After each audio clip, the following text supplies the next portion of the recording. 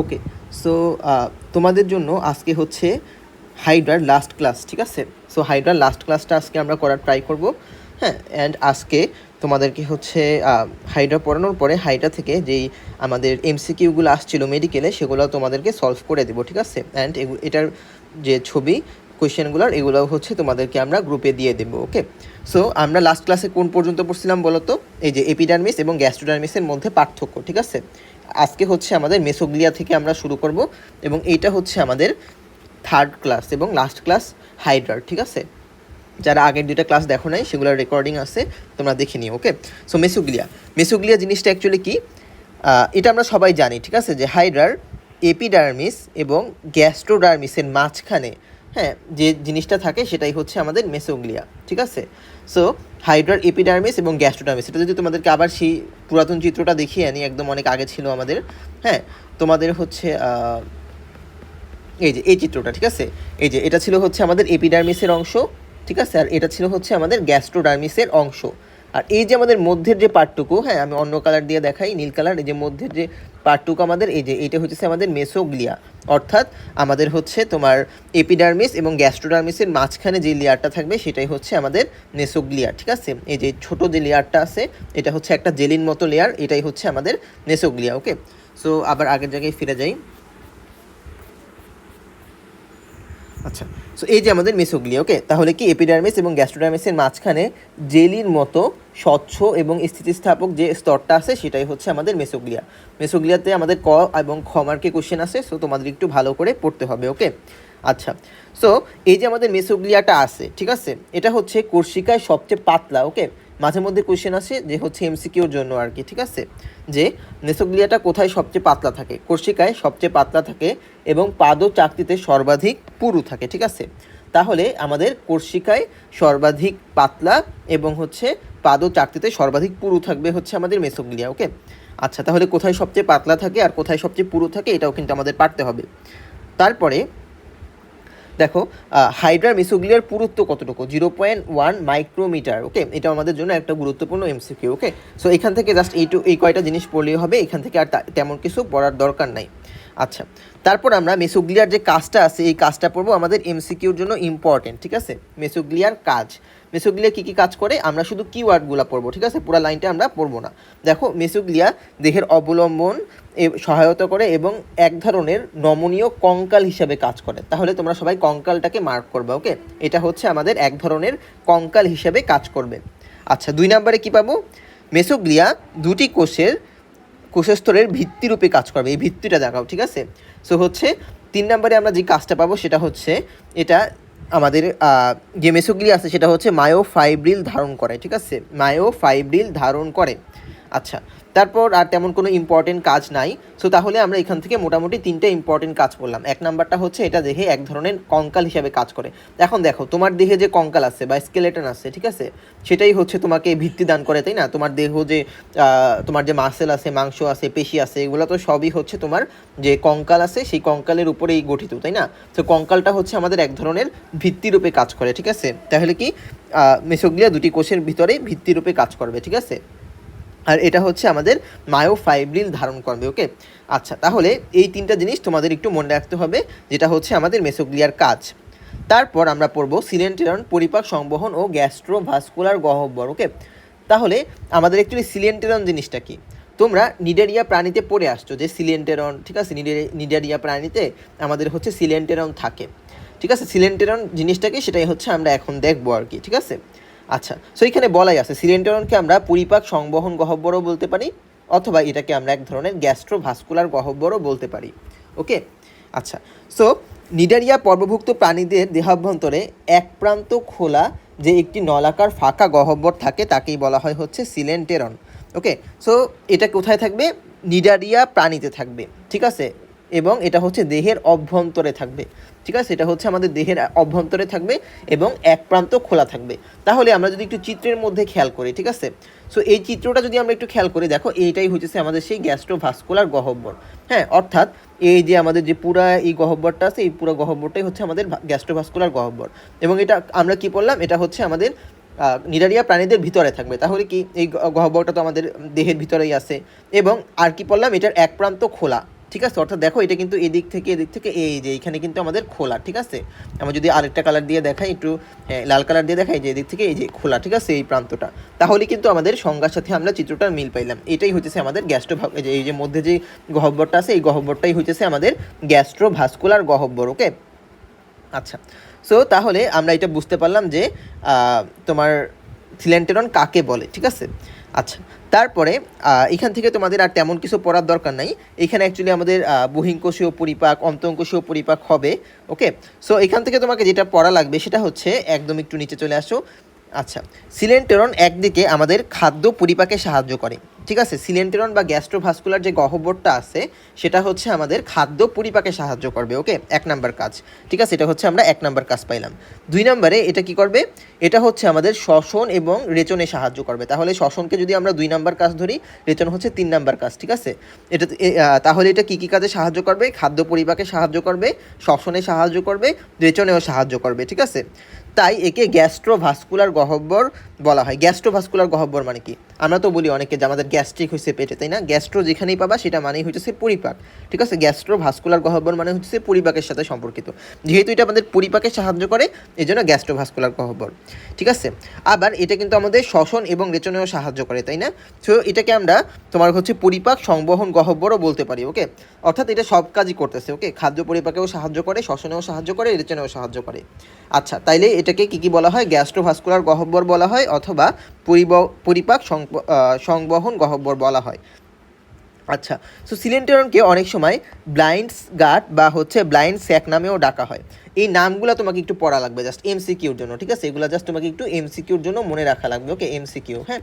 আচ্ছা, তাহলে আমরা এখানে কী কী পাইলাম, আমাদের হচ্ছে সিলেন্টেরন যেটা আছে সেটা আমাদের খাদ্য পরিপাকে সাহায্য করবে, শ্বসনে সাহায্য করবে, রেচনে সাহায্য করবে, এবং এটার কী কী নিকনেম আমরা পাইলাম, গ্যাস্ট্রোভাস্কুলার গহ্বর, পরিপাক সংবহন গহ্বর, ব্লাইন্ড গাট বা ব্লাইন্ড স্যাক। এগুলো জাস্ট তোমাকে একটু এমসিকিউর জন্য মনে রাখা লাগবে। ওকে, আচ্ছা। এরপর সিলম এবং সিলেন্টেরনের মধ্যে পার্থক্য তোমরা জাস্ট নিজেরা একবার রিডিং পড়বা, নট সো ইম্পর্টেন্ট, ঠিক আছে। জাস্ট একবার তোমরা রিডিং পড়বা, এটা তোমাদের জন্য আমি ছেড়ে দিলাম, ইম্পর্টেন্ট না, চাইলে স্কিপও করতে পারো, কোনো প্রবলেম নেই। আচ্ছা, সো এইখানে যে ছকটা দিচ্ছে এটাও তোমাদের আলাদা করে পড়ার কোনো দরকার নেই। এটা হচ্ছে আমরা প্রত্যেকটার আলাদা আলাদা কাজ পড়ে আসছি। হ্যাঁ, এই যে গ্যাস্ট্রোডার্মিসের কোষ, তারপর হচ্ছে আমাদের কি এপিডার্মিসের কোষ, এগুলো প্রত্যেকটা আমরা আলাদাভাবে পড়ে আসছি, এগুলো তোমাদের আর পড়ার দরকার নাই। ওকে, তারপর তোমরা সবাই চলে আসো হাইড্রার খাদ্য গ্রহণ ও পরিপাক প্রক্রিয়া এখানে। সো দেখো হাইড্রার খাদ্য, ঠিক আছে। হাইড্রার খাদ্য, হাইড্রা কোন ধরনের খাদ্য খায়, হাইড্রা হচ্ছে আমাদের মাংসাশী প্রাণী, অর্থাৎ এগুলো হচ্ছে আমাদের তোমার আমিষ জাতীয় খাদ্য খায়, ঠিক আছে। আচ্ছা, মাংসাশীর ইংলিশ নাম হচ্ছে আমাদের কার্নিভোরাস, এটাও আমাদের একটু ভালো করে পড়তে হবে, ঠিক আছে। মাংসাশী মানেই হচ্ছে কার্নিভোরাস, যেটা বাংলায় মাংসাশী সেটা ইংলিশে বলা হয় সেটাকে কার্নিভোরাস প্রাণী। সো অনেক সময় এমসিকিউতে আসে যে হাইড্রার তোমার হচ্ছে কোন ধরনের খাদ্য গ্রহণ করে, আমিষ জাতীয় বা মাংসাশী প্রাণী, অথবা ইংলিশে বললে হচ্ছে কার্নিভোরাস। আচ্ছা, সো হাইড্রার খাদ্য তালিকার মানে আমরা কিছু উদাহরণ পড়বো, ঠিক আছে। অংশ জুড়ে রয়েছে বিভিন্ন ধরনের পতঙ্গের লার্ভা, সাইক্লপস, তারপর হচ্ছে ড্যাফনিয়া নামক ক্রাস্টাসিও সন্ধিপদী প্রাণী। এটা হচ্ছে আমাদের মেডিকেল অ্যাডমিশন টেস্টে কোয়েশ্চেন আসছিল যে নিচের কোনটি হাইড্রার খাদ্য। ওকে, তাহলে আমরা কী কী পাইলাম, লার্ভা, সাইক্লপস। আচ্ছা, এই যে লার্ভা, সাইক্লপস, ড্যাফনিয়া এগুলো হচ্ছে সব ক্ষুদ্র ক্ষুদ্র জলজ প্রাণী, ঠিক আছে।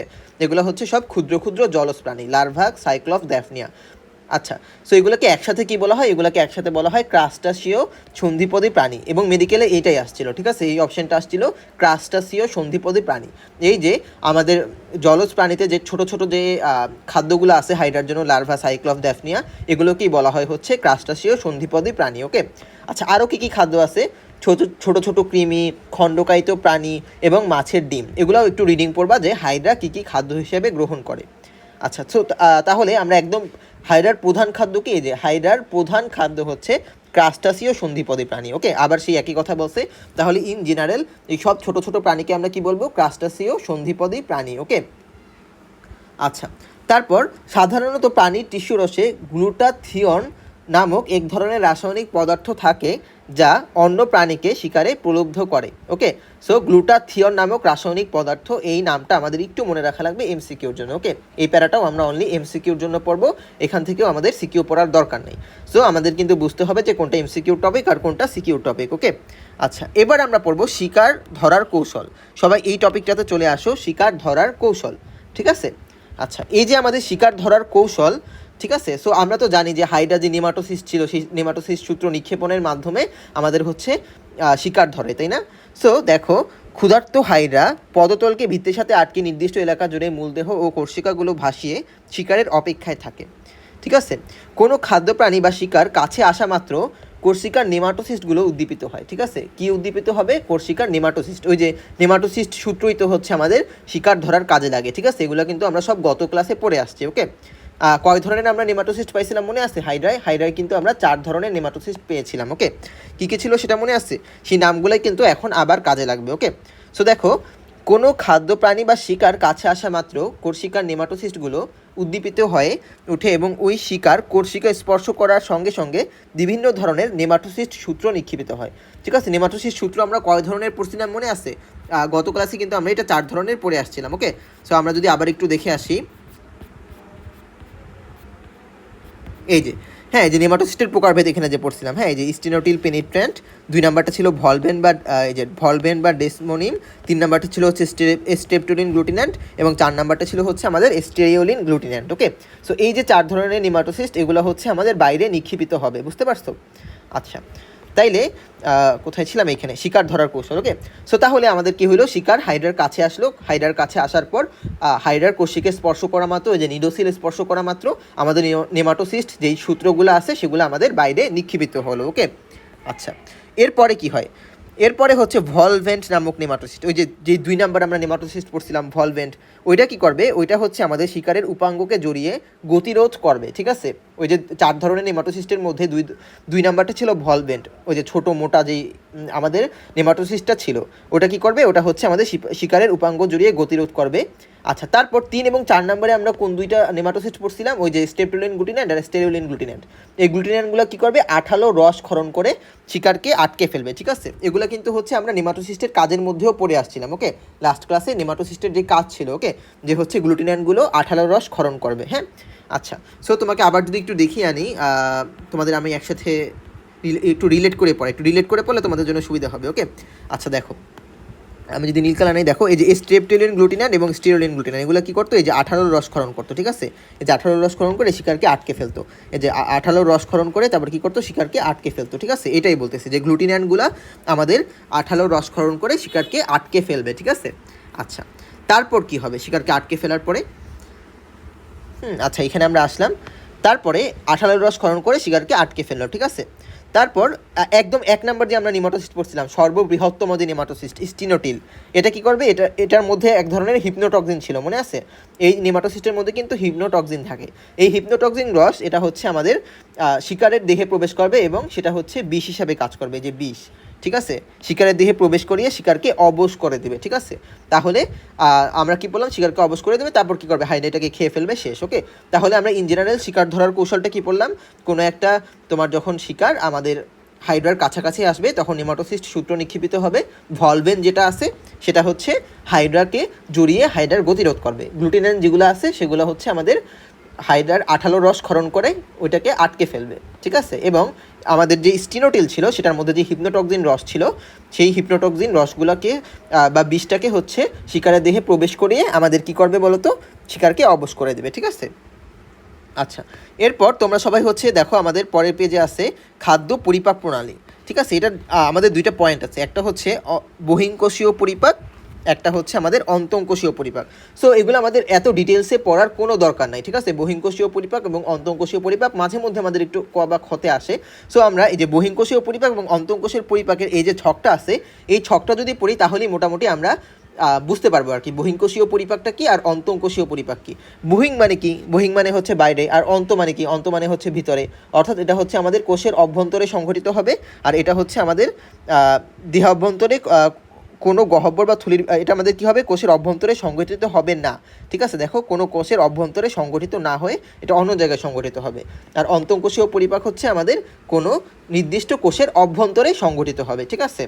আচ্ছা, তারপর দেখো, বহিঃকোষীয় পরিপাকের ক্ষেত্রে আমাদের সাধারণত কোনো নির্দিষ্ট অঙ্গের সাহায্যে নির্দিষ্ট পথে খাদ্য গৃহীত হয়, ঠিক আছে। আর অন্তঃকোষীয় পরিপাক যেটা আছে সেটা হচ্ছে আমাদের ফ্যাগোসাইটোসিস, পিনোসাইটোসিস বা ব্যাপন প্রক্রিয়ায় খাদ্য গৃহীত হবে, ঠিক আছে। আচ্ছা, আমাদের বেশি ইম্পর্টেন্ট হচ্ছে অন্তঃকোষীয় পরিপাক, কারণ এটা হচ্ছে আমাদের একবার তোমার বোর্ডে ক্ষমার্কে কোশ্চেন আসছে। ওকে, সো অন্তঃকোষীয় পরিপাকে আমাদের কীভাবে খাদ্যটা গৃহীত হবে, ফ্যাগোসাইটোসিস, পিনোসাইটোসিস বা ব্যাপন প্রক্রিয়া। ফ্যাগোসাইটোসিস মানে কি, ওই যে হচ্ছে আমাদের তোমার ওই যে হোয়াইট ব্লাড সেল বা ডাব্লিউবিসি যে ফ্যাগোসাইটোসিস প্রক্রিয়া যে তোমার হচ্ছে জীবাণু ধ্বংস করে অনেকটা এরকমই গিলে ফেলবে আর কি, ঠিক আছে। পিনোসাইটোসিস বা ব্যাপন প্রক্রিয়ায় খাদ্য গৃহীত হবে। আর এটা কি, এটা হচ্ছে নির্দিষ্ট কোনো অঙ্গের মাধ্যমে খাদ্য গৃহীত হবে, অর্থাৎ ধরো মুখের মাধ্যমে খাদ্য গৃহীত হবে এরকম আর কি, ঠিক আছে। আচ্ছা, তাহলে অন্তঃকোষীয় পরিপাক যেহেতু, এটা কি হবে, গৃহীত খাদ্য গহ্বর আমাদের হচ্ছে খাদ্য গহ্বরের ভিতরেই অবস্থান করবে। গৃহীত খাদ্য গহ্বরের ভিতরেই অবস্থান করবে, ঠিক আছে। আচ্ছা, আর এটা কোথায় অবস্থান করবে, এটা হচ্ছে আমাদের সিলেন্টেরনে অবস্থান করবে। যেটা বহিঃকোষীয় পরিপাক সেটা হচ্ছে আমাদের সিলেন্টেরনে অবস্থান করবে, ঠিক আছে। আচ্ছা, সো বহিঃকোষীয় পরিপাক আর অন্তঃকোষীয় পরিপাক নট সো ইম্পর্টেন্ট, জাস্ট হচ্ছে এই প্রথম 3টা পয়েন্ট পড়লেই মোটামুটি আমাদের হয়, ঠিক আছে। আর তেমন কোনো পয়েন্ট আমাদের পড়ার দরকার নেই, হ্যাঁ। আচ্ছা, সো এটা একটু ব্রডলি মনে রাখো, অন্তঃকোষীয় পরিপাক মানে কি, দেহের কোষের অভ্যন্তরে সংঘটিত হবে, আর বহিঃকোষীয় পরিপাক মানে কি, কোষের অভ্যন্তরে সংঘটিত না হয়ে অন্য জায়গায় সংঘটিত হবে, হ্যাঁ। আচ্ছা, তারপর আমরা চলে আসি তোমার হচ্ছে হাইড্রার চলন। হ্যাঁ, সবাই হাইড্রার চলন যে টপিকটা আছে এই টপিকটাতে চলে আসো, হাইড্রার চলন। আচ্ছা, হাইড্রার যে চলন আছে এই চলনটা আমাদের তোমার হচ্ছে সিকিউর জন্য অনেক বেশি ইম্পর্টেন্ট, ঠিক আছে। এখান থেকে আমাদের গ মার্ক আর ঘ মার্কে অনেক বেশি কোয়েশ্চেন আসে হাইড্রার চলন নিয়ে। ওকে, সো হাইড্রার যে চলনটা আছে এটা আমাদের একটু ভালো করে পড়া লাগবে, হ্যাঁ, হাইড্রার চলন। আচ্ছা, সো হাইড্রার চলনে আমরা সরাসরি একটু দেখে আসি বিভিন্ন ধরনের হাইড্রার চলন, ঠিক আছে। সো যে পয়েন্টগুলো আছে একদম নিচে চলে আসো, এইগুলো not necessary, not so important, এগুলো তোমাদের না পড়লেও চলবে, হ্যাঁ। তোমরা হচ্ছে সরাসরি হাইড্রার যে বিভিন্ন ধরনের চলন আছে এই জায়গাটাতে চলে আসো, ঠিক আছে, হাইড্রার বিভিন্ন ধরনের চলন। ওকে, আচ্ছা, সো দেখো প্রথমে কি বললো, প্রথমে বললো হচ্ছে লুপিং বা হামাগুড়ি চলন, ঠিক আছে। হাইড্রায় অনেক ধরনের চলন দেখা যায়। কী কী চলন, একটা হচ্ছে আমাদের লুপিং বা হামাগুড়ি চলন, তারপর হচ্ছে 2 নাম্বারটা সমারসল্টিং বা ডিগবাজি চলন, 3 নাম্বারটা কি আমরা দেখি গ্লাইডিং চলন, ভাষা চলন, ঠিক আছে। 5 নাম্বারটা সাঁতার, 6 নাম্বারটা হামাগুড়ি, 7 হাঁটা, 8 হচ্ছে দেহের সংকোচন প্রসারণ, 9 হচ্ছে ডুবা, ঠিক আছে। সো এগুলোই আমরা একটু বর্ণনা পড়বো আর কি, এমসিকিউ আর সিকিউ দুইটার জন্য ইম্পর্টেন্ট। ওকে, সবচেয়ে ইম্পর্টেন্ট হচ্ছে আমাদের 1 আর 2 নাম্বারটা, ঠিক আছে। 1 আর 2 নাম্বার যে আমাদের চলন, লুপিং চলন এবং হচ্ছে আমাদের সমারসল্টিং চলন, এই দুইটা চলন হচ্ছে আমাদের সিকিউতে বেশি আসে, ঠিক আছে। সো এই দুইটা চলন আমরা একটু প্রক্রিয়া সহ একটু ভালো করে বোঝার চেষ্টা করব, ঠিক আছে। আচ্ছা, সো লুপিং চলন কখন হয়, লম্বা দূরত্ব অতিক্রম করার জন্য হাইড্রা সাধারণত লুপিং চলনের আশ্রয় নেয়, ঠিক আছে। লম্বা দূরত্ব অতিক্রম করার জন্য হাইড্রা আমাদের হচ্ছে লুপিং চলনের আশ্রয় নেবে। ওকে, আচ্ছা, তাহলে এখানে আমরা একটা এমসিকিউ পেয়ে ফেললাম, সেটা হচ্ছে লম্বা দূরত্ব, ঠিক আছে। যখন হাইড্রার কোনো লম্বা দূরত্ব অতিক্রম করতে হয় তখন হচ্ছে হাইড্রা লুপিং চলনের অংশ নেয়, ঠিক আছে। আচ্ছা, সো লুপিং চলনটা অ্যাকচুয়ালি কীভাবে হয় সেটা আমরা একটু যদি চিত্রের মাধ্যমে দেখি, তোমাদের যখন সিকিউ আসবে তখন অবশ্যই চিত্রটা আঁকা লাগবে, ঠিক আছে। সো এই দেখো হাইড্রার লুপিং চলন, সো চিত্রটা আমরা একটু দেখি, হ্যাঁ। সো আমরা তো জানি এটা হচ্ছে হাইড্রার দেহকাণ্ড আর এগুলো হচ্ছে আমাদের কোর্সিকা। সো লুপিং চলনের সময় হাইড্রা কী করবে, প্রথমে হাইড্রার মাথাটাকে নুয়ে, এটা হচ্ছে আমাদের তোমার যে মানে একটা স্থল আছে বা হচ্ছে আমাদের যে ফ্লোর আছে সেই ফ্লোরের সাথে আটকে ফেলবে, দেখছো। এই যে আমাদের হাইড্রার যে কোর্সিকাগুলো আছে এই কোর্সিকাগুলো হচ্ছে আমাদের ফ্লোরের সাথে বা মাটির সাথে আটকে গেল। ওকে, তারপর হাইড্রা কী করবে, তার যে হচ্ছে তোমার পদতল বা যে পদচাকতিটা আছে এই পদচাকতিটাকে কোর্সিকার কাছাকাছি নিয়ে আসবে, ঠিক আছে। পদচাকতিটাকে কোর্সিকার কাছাকাছি নিয়ে আসবে, এই যে দেখছো পদচাকতিটাকে হচ্ছে আমাদের কোর্সিকার কাছাকাছি নিয়ে আসছে। তারপর কি করবে, তারপর আবার সে সিম্পলি আবার সোজা হয়ে দাঁড়িয়ে যাবে। তাহলে হাইড্রা আগে ছিল এইখানে, এইখান থেকে হচ্ছে সে এইখানে চলে আসছে, বুঝতে পারছো। এইটাই হচ্ছে আমাদের মেন প্রক্রিয়াটা। তাহলে এটাকে আমরা আর কি বর্ণনা করব, বুঝতে পারছো। তাহলে এখন যদি আমরা বর্ণনাটা একটু পড়ি তাহলে এটা আমাদের জন্য একদম সোজা হয়ে যাবে, ঠিক আছে।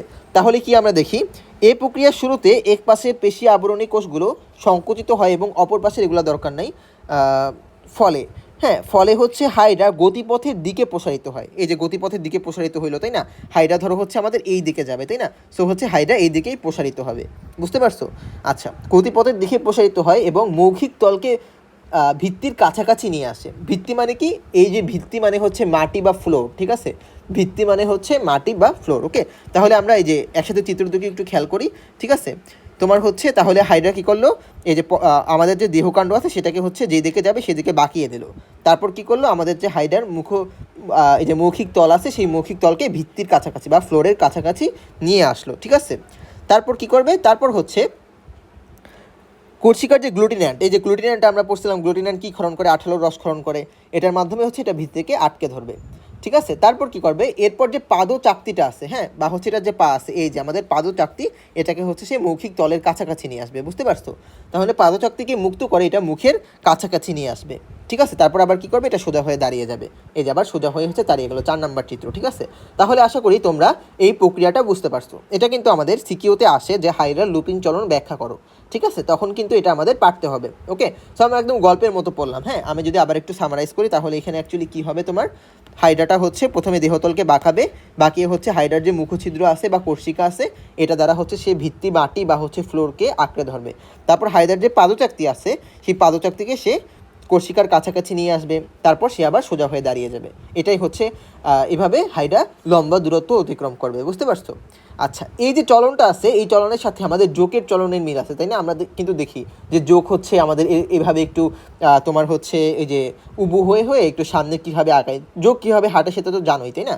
সো এই জন্য অনেকটা এরকম হয় লুপিং চলনকে, দেখো আমাদের জোকা চলন বা হচ্ছে শুয়োপোকা চলনও বলা হয়, ঠিক আছে। এই নামটা আমাদের একটু জানা লাগবে যে মিল থাকার কারণে হাইড্রার যে লুপিং চলন আছে বা হামাগুড়ি চলন আছে, এটাকে জোকা চলন বা শুয়োপোকা চলনও বলা হয়। আচ্ছা, সো এই পদ্ধতিতে হাইড্রা তার দেহের অর্ধেক দূরত্ব অতিক্রম করবে, এটা কিন্তু ইম্পর্টেন্ট, ঠিক আছে। এই পদ্ধতিতে হাইড্রা দেহের অর্ধেক দূরত্ব অতিক্রম করবে, ঠিক আছে। আচ্ছা, অর্থাৎ হাইড্রার দেহ যদি মনে করো 5 সেন্টিমিটার হয়, তাহলে সে এই পদ্ধতিতে 2.5 সেন্টিমিটার অতিক্রম করবে, এটাই আর কি। হ্যাঁ, আচ্ছা, তারপর আমরা তাহলে আশা করি তোমরা বুঝতে পারছো লুপিং বা হামাগুড়ি চলনটা। ওকে, এরপর আমরা চলে যাব সমারসল্টিং বা ডিগবাজি চলন, ঠিক আছে। 2 নাম্বারটা সমারসল্টিং বা ডিগবাজি চলন। হ্যাঁ, একটি হাইড্রা সাধারণত দ্রুত ও চলন প্রক্রিয়া, ঠিক আছে। তাহলে হাইড্রার সাধারণ এবং দ্রুত চলন পদ্ধতি কোনটা, সেটা হচ্ছে সমারসল্টিং বা ডিগবাজি চলন। আচ্ছা, এটার মাধ্যমে হাইড্রা হচ্ছে স্বল্প দূরত্ব অতিক্রম করবে। আগেরটার মাধ্যমে কোন দূরত্ব অতিক্রম করছিল মনে আছে, এই যে লম্বা দূরত্ব অতিক্রম করছিল, ঠিক আছে। আমি যদি অন্য কালার দিয়ে দেখাই, যে লম্বা দূরত্ব অতিক্রম করছিল। আর এইটার মাধ্যমে হাইড্রা কেমন দূরত্ব অতিক্রম করবে, স্বল্প দূরত্ব অতিক্রম করবে। ওকে, আচ্ছা, সো স্বল্প দূরত্ব অতিক্রম করবে, এটা কিন্তু আমাদের মাথায় রাখা লাগবে। আচ্ছা, তাহলে এই পদ্ধতিটা অ্যাকচুয়ালি কি, সেটাও যদি তোমাদেরকে আমি চিত্রের মধ্যে একটু ভালোভাবে বুঝিয়ে দিই, দেন হচ্ছে আমরা বর্ণনার মধ্যে যাব। সো এইটা হচ্ছে আমাদের চিত্র, ঠিক আছে, যে সমারসল্টিং, এই যে এই চিত্রটা। ওকে, সো এই ক্ষেত্রে কী হবে, এই ক্ষেত্রেও হচ্ছে যেই দিকে হাইড্রা যাবে সেই দিকে হচ্ছে তার দেহতলটাকে বাঁকিয়ে দিবে, এটুক সেম। তারপর হাইড্রা তার মুখতল বা কোর্সিকা দ্বারা হচ্ছে ভিত্তিকে আটকে ধরবে, এটাও হচ্ছে সেম। তারপর কি হবে, এই যে তোমার যে পদতলটা আসছিল, এই পদতলটাকে হাইড্রা হচ্ছে উপরে তুলে দিবে, উপরে তুলে সে হচ্ছে উল্টোভাবে দাঁড়াবে, দেখছো, এই যে উপরে তুলে দিয়ে সে হচ্ছে উল্টোভাবে দাঁড়াইলো। হ্যাঁ, উল্টোভাবে দাঁড়ানোর পরে এই যে আমাদের পদতলটা আছে, সেটাকে আবার বাঁকিয়ে হচ্ছে তোমার ভিত্তিতলের কাছে আনবে। এই যে দেখো, পদতলটাকে যে আছে সেটাকে আবার বাঁকিয়ে সে ভিত্তির কাছাকাছি এনে আটকে ধরলো, ঠিক আছে। তারপর কি করলো, হাইড্রার কোর্সিকাটা বিমুক্ত হয়ে সোজা হয়ে দাঁড়িয়ে পড়লো, ঠিক আছে। এই যে হাইড্রার কোর্সিকাটা বিমুক্ত হয়ে সোজা হয়ে দাঁড়িয়ে গেল। তাহলে এটা কি হলো, একটা পূর্ণ হামাগুড়ি দিল, তাই না? এই সরি, একটা হচ্ছে ডিগবাজি দিল। ধরো তোমরা ডিগবাজি দিলা, তাহলে কি করো, তোমরা হচ্ছে একটা ডিগবাজি দিয়ে আবার সোজা হয়ে দাঁড়াও, ওরকমই আর কি, ঠিক আছে। যে হাইড্রা একটা ডিগবাজি দিয়ে আবার সোজা হয়ে দাঁড়ালো, ঠিক আছে। তাহলে আশা করি জিনিসটা বুঝতে পারছো। তাহলে আমরা যখন বর্ণনা পড়বো তখন আমাদের জন্য আরেকটু সহজ হবে, ঠিক আছে। সো এটাতে অ্যাকচুয়ালি কী হয় দেখো, এই যে চলনের শুরুতে হাইড্রা দেহতলকে বাঁকিয়ে চলনের গতিপথের দিকে নিয়ে যায়, এটা তো আমরা জানি। তারপর এটা কী করবে, যে কোর্সিকাগুলো দ্বারা হচ্ছে আমাদের গতিপথকে স্পর্শ করবে। গতিপথকে স্পর্শ করা মানে কি, আমাদের হচ্ছে তোমার ভিত্তিকে স্পর্শ করবে, ঠিক আছে। আমি যদি তোমাদেরকে একসাথে চিত্র দেখে যাই, তাহলে হচ্ছে এটা কী করবে, এই যে আমাদের কোর্সিকাগুলো দিয়ে হচ্ছে সেই গতিপথকে স্পর্শ করলো, ঠিক আছে। তারপর কি হবে, ফলে একটি লুপ বা ফাঁসের সৃষ্টি হলো। তারপর সে কী করবে, পাদচাকতিকে বিমুক্ত করে, মানে পাদচাকতিকে বিমুক্ত করে সে হচ্ছে কোর্সিকার উপর ভর করে উল্টা হয়ে দাঁড়াবে আর কি, ঠিক আছে। দেহকে সোজা করে দাঁড়াবে, সোজা মানে আর কি উল্টা। হ্যাঁ, এই যে সে কী করবে, এই যে আমাদের যে পাদচাকতি আছে সেটাকে বিমুক্ত করে দেবে, এই যে বিমুক্ত করে দিলে এটা হচ্ছে উপরে উঠে যাবে, ফলে হচ্ছে সে কোর্সিকার উপর ভর করে দাঁড়াবে, ঠিক আছে। এই যে কোর্সিকার উপর ভর করে দাঁড়াবে। তারপর পুনরায় দেহকে বাঁকিয়ে পাদচাকতির সাহায্যে গতিপথকে স্পর্শ করবে। অর্থাৎ দেখো, আবার যে এই যে পাদচাকতিটা আছে এটাকে আবার সে হচ্ছে আবার সেই ভিত্তিকে স্পর্শ করলো, ঠিক আছে, বা হচ্ছে আমাদের যে তোমার গতিপথ আছে সেই গতিপথকে স্পর্শ করলো। তারপর আবার কি করবে, এরপর কোর্সিকা মুক্ত করে পাদচাকতির উপর ভর করে দেহকে সোজা করে দাঁড়াবে। অর্থাৎ এই যে আমাদের কোর্সিকা আছে সেই কোর্সিকাটাকে মুক্ত করে আমাদের আবার সে সোজা হয়ে দাঁড়াবে, ঠিক আছে। তাহলে আমরা এটা পড়ে ফেললাম যে হচ্ছে তোমার কীভাবে আমাদের একটা ডিগবাজি চলন সম্পূর্ণ হয়। আচ্ছা, এই যে দেখো, এটাকে ডিগবাজি চলনও বলা হয়, ঠিক আছে। এটাকে কোন চলন বলা হয়, ডিগবাজি চলন বলা হয়। এবং এটার মাধ্যমে হাইড্রা হচ্ছে তার দেহের দ্বিগুণ দূরত্ব অতিক্রম করবে, ঠিক আছে। এটার মাধ্যমে হাইড্রা কেমন দূরত্ব অতিক্রম করবে? দ্বিগুণ দূরত্ব অতিক্রম করবে, ঠিক আছে। আচ্ছা, তাইলে এখন যে আমরা দুইটা চলন পড়ে ফেলাম, সবচেয়ে ইম্পর্টেন্ট চলন, একটা হচ্ছে আমাদের লুপিং চলন বা হামাগুড়ি চলন, আর একটা হচ্ছে আমাদের সমারসল্টিং বা ডিগবাজি চলন। এখন এটা দিয়ে আমরা হচ্ছে একটু তোমার পার্থক্যটা পড়বো। দেখো আমাদের হচ্ছে তোমরা একটু নিচে চলে আসো, সবগুলা চলনের পরে দেখো একটা ছক আছে, সেটার নাম হচ্ছে লুপিং ও সমারসল্টিং চলনের মধ্যে পার্থক্য, ঠিক আছে। লুপিং চলনের আরেকটা নাম কি? হামাগুড়ি চলন। আর সমারসল্টিংয়ের আরেকটা নাম কি? ডিগবাজি চলন। 1 নম্বর পার্থক্য আমরা পেয়ে গেলাম, ঠিক আছে। তারপর এটি হাইডার একটা বিশেষ চলন পদ্ধতি, অনেক ইম্পর্টেন্ট, ঠিক আছে। এটা হচ্ছে হাইডার বিশেষ চলন পদ্ধতি, লুপিং চলন। আর সাধারণ চলন পদ্ধতি কোনটা? সেটা হচ্ছে সমারসল্টিং চলন। সো এটাকে কীভাবে মনে রাখবা? মনে রাখবা হচ্ছে সাধারণ মানেই হচ্ছে সমারসল্টিং চলন, ঠিক আছে। দুইটাতেই হচ্ছে আমাদের দন্ত স আছে, ওকে। আচ্ছা, তারপর লুপিং চলন হচ্ছে হাইডার একটা মন্থর গতিসম্পন্ন প্রক্রিয়া, কিন্তু সমারসল্টিং হচ্ছে হাইডার একটা দ্রুত গতিসম্পন্ন প্রক্রিয়া, ঠিক আছে। তারপর আবার 7 নাম্বার পয়েন্টে চলে আসো। এটার মাধ্যমে, লুপিং চলনের মাধ্যমে হাইড্রা তার দেহের অর্ধেক দূরত্ব অতিক্রম করবে, আর সমারসল্টিং বা ডিগবাজি চলনের মাধ্যমে হাইড্রা তার দ্বিগুণ দূরত্ব অতিক্রম করবে। আচ্ছা, সো 8 নাম্বারটা হচ্ছে যখন হাইড্রা দীর্ঘপথ বা লম্বা দূরত্ব অতিক্রম করতে হয় তখন হচ্ছে হাইড্রা লুপিং বা হামাগুড়ি চলনের সাহায্য নেয়, আর যখন অল্প পথ অতিক্রম করতে হয় তখন হচ্ছে হাইড্রা সমারসল্টিং বা ডিগবাজি চলনে অংশ নেয়, ঠিক আছে। আচ্ছা, সো তাহলে আশা করি তোমরা এই পার্থক্যগুলো বুঝতে পারছো, ঠিক আছে। এবং তোমাদের যদি কারো কোনো কনফিউশন থাকে তাহলে অবশ্যই আমাকে ইনবক্সে আস্ক করবা, ওকে। আচ্ছা, তাহলে আমরা দুইটা পড়ে ফেলছি, আর বাকিগুলো আমরা জাস্ট একটু এমসিকিউর জন্য দেখে যাব, ঠিক আছে। বাকিগুলো হচ্ছে আমরা এক লাইন করে পড়বো, হ্যাঁ। 3 নাম্বারটা গ্লাইডিং চলন বা অ্যামিবয়েড চলন। সো এটা প্রথমেই আমাদের পড়তে হবে যে গ্লাইডিং চলন মানেই হচ্ছে অ্যামিবয়েড চলন। এটা আমাদের ইম্পর্টেন্ট এমসিকিউ। আমাদের যে প্রত্যেকটা চলনের একটা নিক নেম আছে বা আরেকটা সারনেম আছে, ঠিক আছে, বা একটা বিকল্প নাম আছে, সেটা হচ্ছে আমাদের জন্য ইম্পর্টেন্ট, ওকে। তাহলে গ্লাইডিং বা অ্যামিবয়েড চলন আমাদের মাথায় রাখতে হবে, গ্লাইডিং চলনের অপর নামই হচ্ছে অ্যামিবয়েড চলন। আচ্ছা, এই প্রক্রিয়ায় হাইড্রা পদতলের বহিঃকোষীয় কোষগুলো থেকে পিচ্ছিল রস ক্ষরণ করে, ঠিক আছে, পিচ্ছিল রস ক্ষরণ করে, ওকে। তারপর এটা কি হয় অ্যাকচুয়ালি তোমার অ্যামিবয়েড চলনের সাহায্যে দেহটিকে অত্যন্ত ধীরগতিতে সামান্য দূরত্ব অতিক্রম করে, ওকে। সো এটা দিয়ে তোমার এই তেমন কিছুই মনে রাখার দরকার নেই, জাস্ট একটা জিনিসই মনে রাখো, গ্লাইডিং চলন মানেই হচ্ছে আমাদের অ্যামিবয়েড চলন, এবং এটার মাধ্যমে হাইড্রা খুব ধীর গতিতে যায়, ঠিক আছে। আর তোমার তেমন কিছু মনে রাখার দরকার নেই, হ্যাঁ। আচ্ছা, তারপর ভাষা চলনে চলে আসো। ভাষা চলন, ভাষা মানে কি? ফ্লোটিং আর কি, ঠিক আছে। সো হাইড্রা গ্যাসীয় বুদবুদ সৃষ্টি করার মাধ্যমে, ঠিক আছে, গ্যাসীয় বুদবুদ সৃষ্টি করার মাধ্যমে তোমার হচ্ছে ভিত্তি থেকে বিচ্যুত হয়ে, মানে ভিত্তি থেকে আলাদা হয়ে হালকা এবং উপর হয়ে পানির পৃষ্ঠতলে ভেসে থাকে, ঠিক আছে। এটাই হচ্ছে আমাদের ভাষা চলন। আচ্ছা, এটার মাধ্যমে হাইড্রা নিম্নমুখী হয়ে ভেসে থাকে। এটা একটা ইম্পর্টেন্ট এমসিকিউ, ঠিক আছে, যে কোন চলনে হাইড্রা নিম্নমুখী হয়ে চলন হয় আর কি, ঠিক আছে। সেটা হচ্ছে আমাদের হবে ভাষা চলন, ওকে। আচ্ছা, তারপর চলে আসা হচ্ছে সাঁতার। সাঁতার মানে কি? সাঁতার দেখে তেমন কিছু নেই, হাইড্রা কর্ষিকার সাহায্যে কর্ষিকাগুলো ঢেউয়ের মতো আন্দোলিত করে সাঁতার কাটবে আর কি, ঠিক আছে। এটাই আর কি সাঁতার চলন। তারপর হচ্ছে আমাদের হামাগুড়ি। হামাগুড়ি মানে কি তোমার? আচ্ছা, হামাগুড়ি কিন্তু আমরা আগেও পড়ে আসছিলাম, তাই না? সো হামাগুড়ি অ্যাকচুয়ালি তোমার একটু কনফিউশন লাগে না, ঠিক আছে। এখানে ওইটা বলছিল যে হামাগুড়ি চলন, এটা অনেকেরই কনফিউশন লাগে, কিন্তু কিছু করার নেই, ঠিক আছে। হামাগুড়ি না বলে আমরা বলবো লুপিং চলন আর কি, ঠিক আছে। লুপিং চলনের আরেক নামই কিন্তু ছিল আমাদের হামাগুড়ি চলন। কিন্তু তোমার পরীক্ষার সময় যখন আসবে, ঠিক আছে, পরীক্ষার সময় এখানে আমাদের একটা ইম্পর্টেন্ট এমসিকিউ আছে যে হামাগুড়ির ইংলিশ নাম হচ্ছে ক্রাউলিং। সো অনেক সময় তোমাকে হামাগুড়ি না বলে ক্রাউলিং বলবে, ঠিক আছে। তাহলে তো বুঝতে পারবা যে এটা হচ্ছে আমাদের 6 নম্বর চলনের কথা বলতেছে আর কি, ঠিক আছে। সো এটা দেওয়া তোমাদের জাস্ট একটাই এমসিকিউ পড়া লাগবে, সেটা হচ্ছে হাইড্রার আরোহণ এবং অবরোহণ সম্পন্ন হয় হচ্ছে হামাগুড়ি চলনের মাধ্যমে। আরোহণ এবং অবরোহণ চলন সম্পন্ন হয় হচ্ছে আমাদের হামাগুড়ি চলনের মাধ্যমে। সো তো ধরো তোমাকে পরীক্ষার সময় কোয়েশ্চেন আসলো যে হচ্ছে হাইড্রার আরোহণ এবং অবরোহণ চলন কোনটার মাধ্যমে সম্পন্ন হয়। ধরো তোমার অপশন আছে সাঁতার, হামাগুড়ি, হাঁটা, আর হচ্ছে ডুবা, ঠিক আছে। তাহলে তুমি কি দেবা? হামাগুড়ি তো দিবা, তাই না? সো এটা মানে তোমাকে এমন কোনো কনফিউশন দেবে, মানে অপশন দেবে না যেটার জন্য তুমি কনফিউজড হও, ঠিক আছে। সো একই নাম থাকলে আমাদের সমস্যা নেই, আমরা জাস্ট এমসিকিউটা পড়বো, ওকে। আচ্ছা, তাহলে হামাগুড়ি চলনের মাধ্যমে আমাদের কি হয় বলো তো? আরোহণ এবং অবরোহণ সম্পন্ন হয়। আরোহণ আর অবরোহণ মানে কি? ধরো হচ্ছে একটা গাছ আছে, হ্যাঁ, গাছটা বেয়ে সে উপরে উঠবে, এটা হচ্ছে আরোহণ, আর গাছটা বেয়ে সে নিচে নামবে, এটা হচ্ছে অবরোহণ, ঠিক আছে। আচ্ছা, তাহলে আমরা জাস্ট এখান থেকে একটা এমসিকিউই পড়লাম, সেটা হচ্ছে আমাদের আরোহণ এবং হচ্ছে অবরোহণ সম্পন্ন হয়। তারপর হাঁটা। হাঁটা মানে কি? হাঁটা হচ্ছে হাইড্রা কী করবে? তোমার হচ্ছে কর্ষিকার উপর ভর করে দাঁড়িয়ে, ঠিক আছে, কর্ষিকা ব্যবহার করে উল্টোভাবে ধীর গতিতে হাঁটবে আর কি। ঠিক আছে, মানে কি সে হচ্ছে কর্ষিকার উপর ভর করে দাঁড়িয়ে সে হচ্ছে কর্ষিকা দিয়েই কিছু দূর হেঁটে যাবে। ঠিক আছে, কর্ষিকাকে পায়ের মতো ব্যবহার করে, এটাকে আমরা বলতেছি হচ্ছে হাঁটা চলন। এগুলো একদম সহজ, তোমরা একবার রিডিং পড়লেই বুঝবা। তারপর দেখি সংকোচন প্রসারণ নট সো ইম্পর্টেন্ট, ডুবা। ঠিক আছে, ডুবা হচ্ছে তোমার কি হয়, হাইডার এক ধরনের অনিচ্ছাকৃত চলন হচ্ছে ডুবা। ঠিক আছে, মানে কি কেউ যদি পানির নিচে ডুবে যায় তাহলে তো অবশ্যই সে ইচ্ছা করে ডুবে যাবে না, তাই না? এটা হচ্ছে হাইডার এক ধরনের অনিচ্ছাকৃত চলন। ঠিক আছে, আচ্ছা, সো তাহলে ডুবা হচ্ছে হাইডার অনিচ্ছাকৃত চলন, এটাও কিন্তু আমাদের একটা এমসিকিউর জন্য পড়া লাগবে।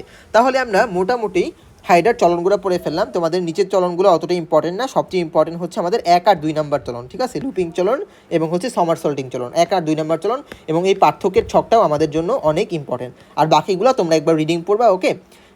তোমরা বাকিগুলো জাস্ট একবার রিডিং পড়বে এমসিকিউর জন্য, হ্যাঁ? আর যদি এরকম আসে যে হাইডার চলন ব্যাখ্যা করো, ঠিক আছে, এই ওভারঅল যদি আসে যে হাইডার চলন ব্যাখ্যা করো, তাহলে তোমার কাছে কি 11টা পয়েন্ট আছে। ঠিক আছে, 11টা পয়েন্টের মধ্যে তুমি 5-6টা পয়েন্ট 2-1 লাইন করে বর্ণনা লিখে দিবা, তাহলে কিন্তু তোমার 2-3 পৃষ্ঠা হয়ে যাবে। বুঝতে পারছো?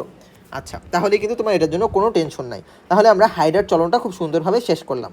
তারপরও তোমাদের হাইডার চলনে কারো কোনো ধরনের যদি কনফিউশন থাকে তাহলে অবশ্যই আমাকে আস্ক করবে, ওকে? আচ্ছা, তারপর হাইড্রার শ্বসন।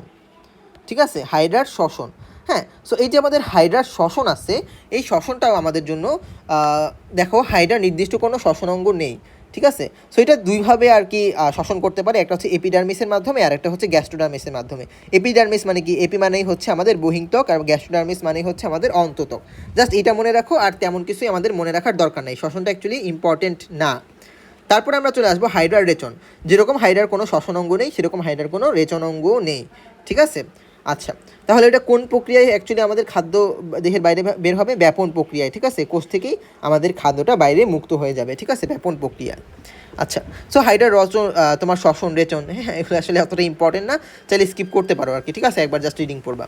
আচ্ছা, সো এটা কিন্তু তোমাকে জানতে হবে যে তোমার পরীক্ষার জন্য কোন কোন জিনিসগুলো তুমি পড়বা আর কোন কোন জিনিসগুলোকে তুমি স্কিপ করবা। ঠিক আছে, কারণ পরীক্ষার আগের রাত্রে তোমার যেহেতু ফুল সিলেবাস, তুমি কিন্তু অবশ্যই সব টপিক কাভার করতে পারবা না। ঠিক আছে, অনেকে দেখবা হ্যাঁ বইয়ের একদম A to Z line to line সব কিছু পড়াই দেয়। ঠিক আছে, এটা তোমার এইচএসসি লাইফের জন্য খারাপ, মেডিকেল লাইফের জন্য খারাপ। ঠিক আছে, আমি কিন্তু মেডিকেলে কোনটা আসে না আসে সেগুলো সব বলে দিতেছি। আচ্ছা, তোমাদেরকে এখানে আমি একটা এমসিকিউ মিস করছি, সেটা হচ্ছে তোমার হাইড্রা যে লম্বা দূরত্ব অতিক্রম করে, এখান থেকে কিন্তু আমাদের মেডিকেলে একটা কোয়েশ্চেন আসছিল। ঠিক আছে, হ্যাঁ, যে আমাদের যে পার্থক্যের ছক, এখান থেকে কিন্তু আমাদের একটা মেডিকেলে কোয়েশ্চেন আসছিল। তো এই ছকটা কিন্তু ভালো করে পড়বা। ঠিক আছে, এখান থেকে আমাদের মেডিকেলে কোয়েশ্চেন আসছিল। ঠিক আছে, আচ্ছা, তারপরে দেখো আমাদের হাইড্রার উত্তেজিতা। ঠিক আছে, এখানে চলে আসো, হাইড্রার উত্তেজিতা এই টপিকটাতে, ওকে? আচ্ছা, স্পর্শ। ঠিক আছে, এখান থেকে তোমার অ্যাকচুয়ালি তেমন কিছু পড়ার নাই, হ্যাঁ। যদি হচ্ছে আমাদের হাইড্রাকে সুচ দিয়ে হাইড্রাকে খোঁচা দিলে দেহের অংশবিশেষ বা সম্পূর্ণ দেহ সংকুচিত হয়ে যায়। ঠিক আছে, অ্যাকচুয়ালি আমরা কি দেখছি যে কেঁচো আছে না, কেঁচোকে যদি আমরা লাড়া দিই, ছোটোবেলায় আমরা দেখতাম না সেটা এরকম প্যাঁচে একটা চকলেটের মতো হয়ে যায়, ওরকমই আর কি। ঠিক আছে, আমরা যদি হাইড্রাকে একটা সুচ দিয়ে গুঁতা দিই, হ্যাঁ, বা খোঁচা দিই, তাহলে হাইড্রাটা সংকুচিত হয়ে যাবে। ঠিক আছে, এটাই হচ্ছে হাইড্রার যে স্পর্শেন্দ্রিয়, হ্যাঁ। আচ্ছা, তারপর আলো। ঠিক আছে, হাইড্রা কেমন আলো পছন্দ করে? হাইড্রা হচ্ছে আমাদের স্তিমিত বা পরিমিত আলো পছন্দ করে, অর্থাৎ অত্যাধিক আলো বা অন্ধকার কোনোটাই হাইড্রা পছন্দ করে না। মানে কি মাঝারি বা মিডিয়াম সাইজের আলো হাইড্রা পছন্দ করে। তারপর তাপমাত্রা। হাইড্রা 20 ডিগ্রি সেলসিয়াস তাপমাত্রা বিশিষ্ট শীতল পানি পছন্দ করে। Important MCQ. ঠিক আছে, এটাও কিন্তু আমরা অনলি এমসিকিউর জন্য পড়তেছি। ঠিক আছে, সিকিউ টপিক কিন্তু তোমাদেরকে আমি আলাদাভাবে বলে দিই। ঠিক আছে, এটাই হচ্ছে আমাদের পড়ানোর হচ্ছে মেইন আকর্ষণ। ঠিক আছে, যে কোনটা সিকিউর এমসিকিউর এবং কোনটা আমাদের মেডিকেলের জন্য ইম্পর্টেন্ট সেগুলো সব কিছু কিন্তু আমরা বলে দিই, ওকে? সো তাপমাত্রা, হাইড্রার তাপমাত্রা হচ্ছে 20 ডিগ্রি সেলসিয়াস তাপমাত্রা বিশিষ্ট শীতল পানি পছন্দ করে, ওকে? ক্ষুধা। ঠিক আছে, ক্ষুধা কি নট সো ইম্পর্টেন্ট, একবার রিডিং পড়ো। ঠিক আছে, অতটা ইম্পর্টেন্ট না। বিদ্যুৎ প্রবাহ, এটা জাস্ট একবার ইম্পর্টেন্ট পড়ো, অতটা ইম্পর্টেন্ট না। ঠিক আছে, আমাদের ইম্পর্টেন্ট হচ্ছে যে তাপমাত্রাটা। ঠিক আছে, 20 ডিগ্রি সেলসিয়াস যে তাপমাত্রা আছে এটাই হচ্ছে আমাদের জন্য বেশি ইম্পর্টেন্ট, ওকে? আচ্ছা, তারপর আমরা চলে যাবো হাইড্রার স্নায়ুতন্ত্র। নট সো ইম্পর্টেন্ট, স্কিপ করো, কোনো সমস্যা নাই। ঠিক আছে, হাইড্রার জনন। সবাই এখন হাইড্রার জননে চলে আসো। ঠিক আছে, হাইড্রার জনন, ওকে? সো হাইড্রা আমরা জানি 2 ধরনের জনন হতে পারে, একটা হচ্ছে আমাদের অযৌন জনন, আরেকটা হচ্ছে আমাদের যৌন জনন। সো আমরা এই চ্যাপ্টারটার একদম প্রথম দিকে পড়ে আসছিলাম যে হাইড্রার যে অযৌন জনন সেটা হচ্ছে 2ভাবে সম্পন্ন হতে পারে। দেখো, হাইড্রার অযৌন জনন 2ভাবে হইতে পারে, একটা হচ্ছে আমাদের মুকুলোদ্গম আর একটা হচ্ছে আমাদের বিভাজন। এটা কিন্তু আমরা হাইড্রার একদম প্রথম দিকে পড়ে আসছিলাম এবং এটা কিন্তু মেডিকেলেও কোয়েশ্চেন আসছে। তাহলে হাইড্রার যে অযৌন জনন আছে এটা কয়ভাবে সম্পন্ন হতে পারে? 2ভাবে। কি কি? মুকুলোদ্গম এবং বিভাজন। আচ্ছা, সো অযৌন জনন অ্যাকচুয়ালি কি? গ্যামেট উৎপাদন ছাড়াই যে জনন পদ্ধতি সম্পন্ন হয় তাকে অযৌন জনন বলে। গ্যামেট মানে কি? শুক্রাণু বা ডিম্বাণু সৃষ্টি ছাড়াই। আমরা জানি মানুষ যখন জনন পদ্ধতি সম্পন্ন করে তখন তাদের শুক্রাণু এবং ডিম্বাণু মিলিত হয়ে জাইগোট গঠন করে, সেটাই হচ্ছে আমাদের যৌন জনন, ঠিক আছে?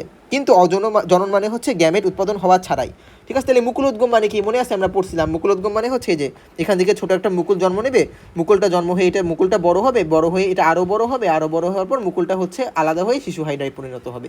তাহলে কি এখানে কি আমাদের তোমার গ্যামেট সৃষ্টি করার কোনো দরকার আছে? কোনো দরকারই নাই, তাই না? আচ্ছা, তাহলে আমরা 1 নাম্বার একটু পড়ি যে মুকুলোদ্গম। মুকুলোদ্গম কি? হাইড্রার একটা অযৌন জনন এবং স্বাভাবিক প্রক্রিয়া, ঠিক আছে? এই দুইটাই ইম্পর্টেন্ট মনে রাখবা। আমরা যেখানে দুইটা মানে বিভাজনের নাম পড়ছি, একটা হচ্ছে আমাদের মুকুলোদ্গম আর একটা বিভাজন। এখানে মুকুলোদ্গম যেটা আছে সেটা হচ্ছে আমাদের স্বাভাবিক, ঠিক আছে? এটা হচ্ছে আমাদের স্বাভাবিক, কিন্তু যেটা বিভাজন প্রক্রিয়া আছে সেটা হচ্ছে আমাদের অস্বাভাবিক, ঠিক আছে? অস্বাভাবিক বা হচ্ছে এটা আমাদের দৈবাত প্রক্রিয়া, ঠিক আছে? এটা হচ্ছে দৈবাত বা দৈব প্রক্রিয়া।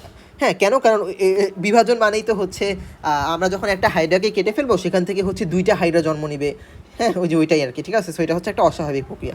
সো মুকুলোদ্গম জিনিসটা দেখি, এটা হচ্ছে আমাদের হাইড্রার একটা স্বাভাবিক প্রক্রিয়া, ওকে? আচ্ছা, সো মুকুলোদ্গম কোন কোষের জন্য হবে? সবসময় মনে রাখবা, যখনই আমাদের এই যে মুকুলোদ্গম বা হচ্ছে তোমার বিভাজন, এগুলো সবসময় আমাদের ইন্টারস্টিশিয়াল কোষের জন্য হবে, ঠিক আছে? ইন্টারস্টিশিয়াল কোষের কাজ কি ছিল মনে আছে? যখন হাইড্রার যে আমাদের দেহকোষ আছে সেই দেহকোষকে বৃদ্ধি করাই হচ্ছে ইন্টারস্টিশিয়াল কোষের কাজ। এটা কিন্তু আমরা এপিডার্মিস গ্যাস্ট্রোডার্মিস দুটার মধ্যেই পাইছিলাম।